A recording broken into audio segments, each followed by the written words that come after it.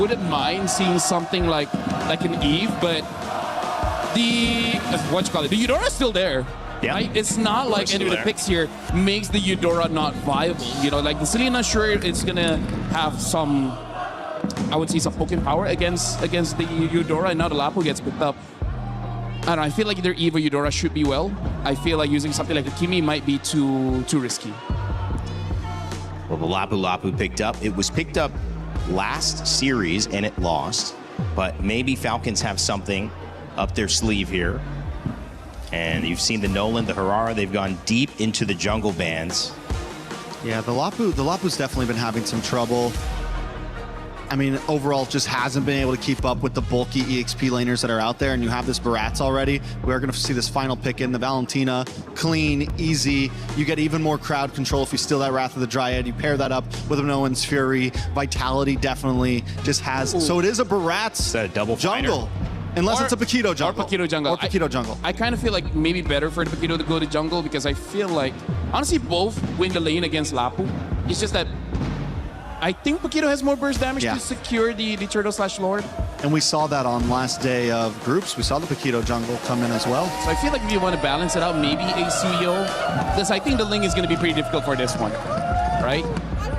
If it's not the Suyo, if they want to go utility, then maybe the Akai. But they have played Akai. They have played Akai before. It's a win and a loss, but they played it on Rome. But because that's a Valentina, I think there would be a bit of a hesitation there. The Ling has been successful. They've played it once, they've won once. But going into this lineup, you feel the hesitation, and it gets us a unique hero, baby. This. Okay, what are we feeling? So let's talk about this. The Joy has enough iframes to actually go away of Melissa and possibly one-shot her. Everyone else, there's a lot of peel here. The Paquito can peel, the Minotaur can peel, the Valen can peel. This is a pretty, I would say, pretty dangerous choice, but I can see it working-ish. I mean, I think you look at this left side, Trex, these are all top-performing heroes in this meta. Those are a few, but not all of them. I will say this, teams have been blessed by getting unique. Teams have made things happen by trying new heroes. The Joy was once a monster, and it does well against a Suyo, can do well against enemy fighter jungles, so maybe it is the answer to the Paquito jungle. Well, will it be the answer? The new rivalry in the jungle and the old rivalry with Indonesia and the Philippines. 152 games between them. 90 have gone the way of the Philippines. Let's see if they can make it 91.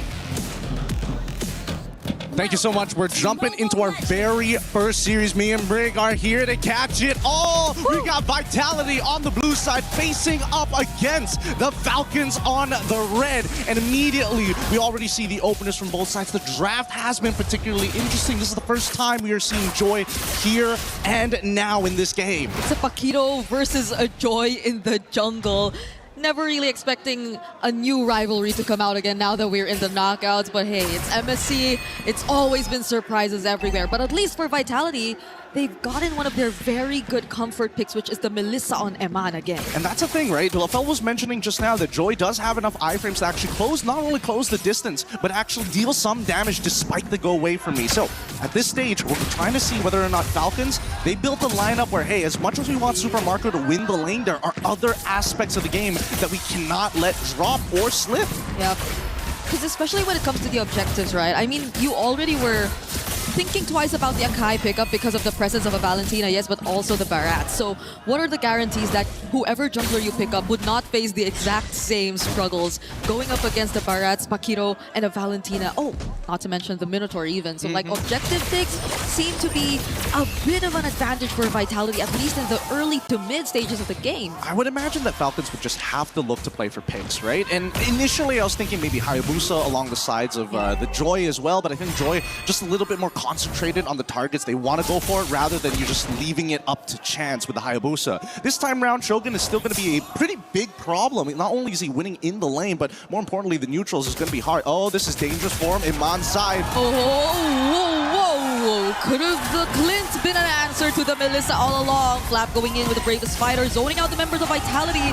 Kyle secures the objective, a flicker from Finn, but Flap still picks up first blood. The tone as well, so coming in from Shogun. Doesn't land the stun onto anyone, and now he's looking like the next target. The taunt catches up, and now Falcons are trying to chase him down. Moreno still goes in. He will try to find the trade. Nile picks it up.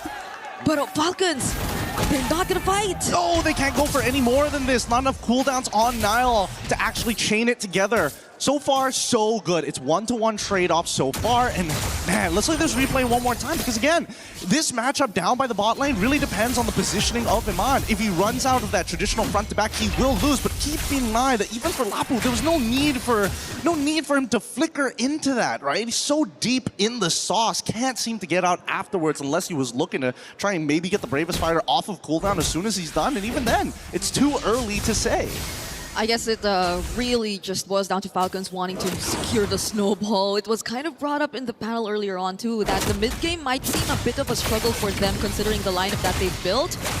We're looking at another replay here. Just the casual purple steal in front of Niall's face, you know? Just the good old from Kyle as they're looking for another kill here as Ogwin able to snatch one.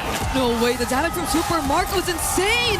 Finn goes down next and Kyle catches up onto Moreno. There goes Iman trying to save his teammate. And he successfully does! Oh! But the Abyssal Arrow from Haji doesn't let him get away, Eman! There are 4 members of Falcons here down bot, doesn't have to go away anymore! And Kyle will just pick up the kill! This is snowballed into a pretty huge lead for the Falcons side. One bad fight taken, resulting in a dive on bot side. Everything that they wanted to get and more has been taken. Well, that and Super Marco not getting the kill. He's got 4 assists in his back. He even flickered for it. So, you know, Haji, yo, KDA machine, calm down. I need the money, sir. Please. Yeah, I imagine this is exactly what Falcons wanted. And they already have that 3K goal lead, which is really great. If the second turtle still goes over to their side, Vitality, what we were expecting for them in terms of objectives might not happen anymore. No! He just stole away that objective from Falcons! Now it's Flap all alone in the middle of 4 members. The Minoan Fury already casted, still catches on to Flap. Now picks up another kill. Kyle with the electrifying beats! But he gets stunned by the Bravest Fighter, Landshaker, copied by Moreno! Yeah, what did I say? What did I say? First person who flickers, generally, if we don't see a kill, you're going to get traded out. Both of these teams aren't missing any of the punches. They're trying to slip as many as they can. Let's look at the replay one more time, because in moments like this, you would have imagined, okay, the fight's already over. Finn flickers forward, but guess what? Moreno, he's still watching, and it actually extends the lead further. I think at that point, Kyle should have just decided we got to back off here, but that's the scary part in these types of drafts. Giving away a trade could lead into a bigger snowball, and that's why you see that both sides are so eager to trade 1 for 1 every single time. Such a good steal, though. I'm still not over it. I don't think, and I couldn't really imagine that he was actually within Retribution range. But now just punch forward and actually got it away from Team Falcons. Now it's Vitality.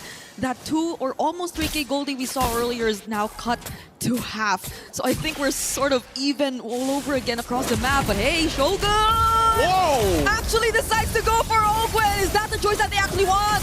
The random Dryad copied as well, so they get to take at least the 1 for 1. Kyle catches up though, now not looking in a great position. Does he get to sustain his way out of it? It's a no! Falcons chased him down. Yeah, once again, pretty difficult choice there. I think Niall even recognized that if he tried to go back into the get away from me boundary of Iman, it might have led into him getting killed as well. So this is probably the best option, but the arrow hits once more. And Haji, making sure that he is the KDA machine, continues to follow as programmed. That's a crazy combo. Okay, maybe that's where the burst is gonna come from after all. You know, it's the Selena and the Clint, who had a very decent lane. He did mention it was 004 earlier, now it's 007. So I think there's been very decent skill participation over to Super Marco's side. But he is a threat that has yet to be shut down by Vitality. He's so well farmed on this Clint, currently 2 levels ahead of Eman. Let's also not forget about Kyle, who's actually making a lot of these motions happen in the first place. Like Ogwin, it's pretty straightforward. He's just got to chain that CC, but who gets that initiation? Who is able to kind of get all the spells out of their opponents? And I think Kyle has done a phenomenal job as of yet. Now, cutting back over to Niall, right? Sky Piercer as second item, pretty dangerous. He's 4-2-0, which is already great, but how many fights will he find despite the 3.2k lead that Falcons have developed, right? And the majority of that lead actually is on Super Marco. Yeah, because I think that fight earlier was started by Vitality, but it was Falcon actually winning it out off of that decision to try and burst down Ogwin, which I think they failed to actually achieve. Another Abyssal Arrow, gotta dodge that. And Finn seems to be having a much harder time right now dealing with the damage and tanking the front lines for Team Vitality at this point. There's Also so much range, honestly, over on Falcon's side, which I think is going to be a problem if Vitality just really want to deal with the more front-to-back approach of landing these team fights. Only naturally. I think that Vitality, it's Iman, right? He is going to be the key to make this game open wide. Oh, Gogo gets haunted just a bit.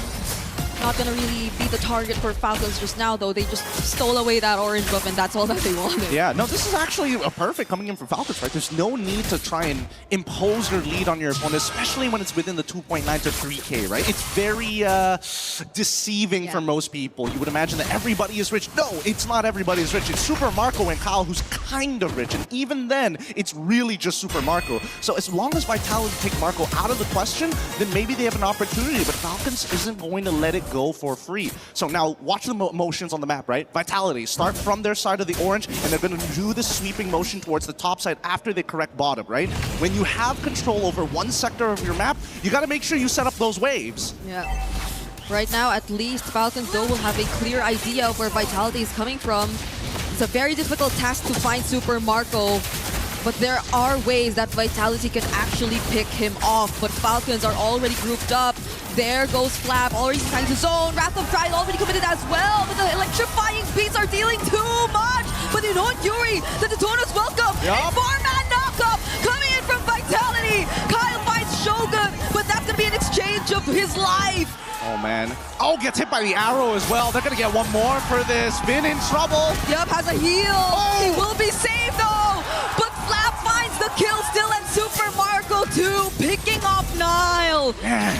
This has got to be really frustrating for Vitality. A great engagement. They found everything that they were looking for. It's just unfortunate that Iman, he's not really the finisher here. It's supposed to be Nile, but he was the one taking so much damage. Look, Nile already with the empowered, with his empowered champion stance, he got the damage reduction and then realizes, I need to get back into the fight. But since he doesn't have Flicker, he can't close the distance as quickly as you would expect a Paquito EXP. So really, it's on Iman to get those big chunks in these fights and then look for Nile to actually try and clean it up, because nobody else on their side can do it other than maybe Moreno if he steals the bravest fighter. Yeah, but honestly, the amount of disruption and formation-breaking heroes that are present in the lineup of Team Falcons are just not making it easy for Eman to do his job, nor even place Muddles in a perfect position to at least force Falcons to be a bit more 50-50 about the team fights that they actually want to take, and now they're on the verge of just losing out on more and more structures.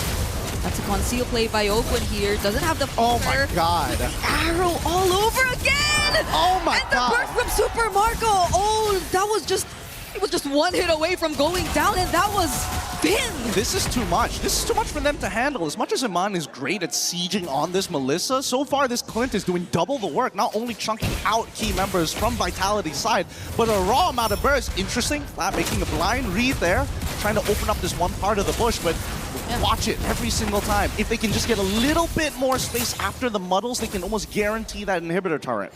Yeah, he didn't have the flicker there too, so it was just probably them really wanting to zone away Team Vitality further from being able to defend that turret, but nonetheless, at least for Vitality now, they're still holding on to their base turret.